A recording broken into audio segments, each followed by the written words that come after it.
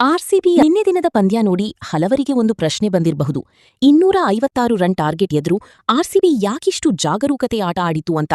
ಆದ್ರೆ ಇದು ಕೇವಲ ಅಜಾಗರೂಕ ಬ್ಯಾಟಿಂಗ್ ಅಲ್ಲ, ಇದು ಒಂದು ತುಂಬಾ ಸ್ಮಾರ್ಟ್ ಗೇಮ್ ಪ್ಲಾನ್ ಆಗಿತ್ತು.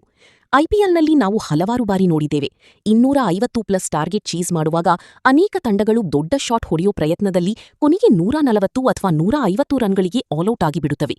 ಯಾಕಂದ್ರೆ ಅಷ್ಟು ದೊಡ್ಡ ಟಾರ್ಗೆಟ್ ಎದುರು ಸಾಮಾನ್ಯ ಕ್ರಿಕೆಟ್ ಆಡಿದ್ರೆ ಗೆಲ್ಲೋದು ಕಷ್ಟ. ಅದಕ್ಕೆ ಆರ್ಸಿಬಿ ಆರಂಭದಿಂದಲೇ ಆಲ್ಔಟ್ ಅಟ್ಯಾಕ್ ಮೋಡ್ ಆಯ್ಕೆ ಮಾಡಿಕೊಂಡಿತ್ತು. ಮೊದಲ ಬಾಲ್ನಿಂದಲೇ ಬೌಂಡ್ರಿ ಹುಡುಕುವ ಪ್ರಯತ್ನ ನಡೆಯಿತು.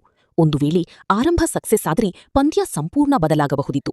ಇದೇ ಕಾರಣಕ್ಕೆ ವೆಂಕಟೇಶ್ ಅಯ್ಯರ್ ಕೂಡ ವೇಗವಾಗಿ ಬ್ಯಾಟಿಂಗ್ ಮಾಡಲು ಬಂದರು ಮತ್ತು ಪಂದ್ಯಕ್ಕೆ ಫುಲ್ ಇಂಟೆನ್ಸಿಟಿ ನೀಡಿದರು. ಆದರೆ ವಿಕೆಟ್ಗಳು ಬೇಗ ಬಿದ್ದಂತೆ ಆರ್ಸಿಬಿಯ ಅಪ್ರೋಚ್ ಕೂಡ ಬದಲಾಯಿತು. ಅಲ್ಲಿ ರಜತ್ ಪಾಟಿದಾರ್ ಮತ್ತು ಕೃಣಾಲ್ ಪಾಂಡ್ಯ ತುಂಬಾ ಮೆಚೂರ್ ನಿರ್ಧಾರ ತೆಗೆದುಕೊಂಡರು. ಈಗ ಕೇವಲ ಗೆಲುವಿಗಿಂತ ಟಾಪ್ 2 ಸೀಲ್ ಮಾಡೋದು ಮುಖ್ಯ ಅನ್ನೋ ಯೋಚನೆಗೆ ಶಿಫ್ಟ್ ಆದರು. ಟಾಪ್ 2 ಫಿನಿಶ್ ಯಾಕಷ್ಟು ಮುಖ್ಯ ಅಂದ್ರೆ, ಮೊದಲ ಕ್ವಾಲಿಫೈಯರ್ ಗೆದ್ದರೆ ನೇರ ಫೈನಲ್, ಒಂದು ಪಂದ್ಯ ಸೋತರೂ ಮತ್ತೊಂದು ಅವಕಾಶ ಸಿಗುತ್ತದೆ. ಅದರ ಮೇಲೆ ಧರ್ಮಶಾಲಾ ಪಂದ್ಯ ಕಾಲ್ ಆಫ್ ಆಗುವಂತಹ ಪರಿಸ್ಥಿತಿಗಳು ಬಂದರೆ ಟಾಪ್ ಸ್ಥಾನ ಪಡೆದ ತಂಡಕ್ಕೆ ಇನ್ನೂ ದೊಡ್ಡ ಅಡ್ವಾಂಟೇಜ್ ಸಿಗಬಹುದು.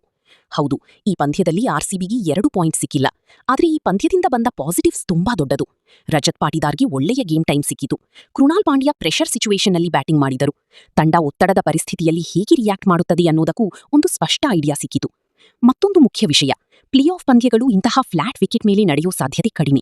255 ರನ್ ಕೊಟ್ಟ ಬೌಲಿಂಗ್ ಬಗ್ಗೆ ತುಂಬಾ ಚಿಂತಿಸಬೇಕಾಗಿಲ್ಲ. ಪ್ಲೇ ಆಫ್ನಲ್ಲಿ ಪಿಚ್ ಮತ್ತು ಪರಿಸ್ಥಿತಿ ಸಂಪೂರ್ಣ ಬೇರೆಯಾಗಿರಬಹುದು.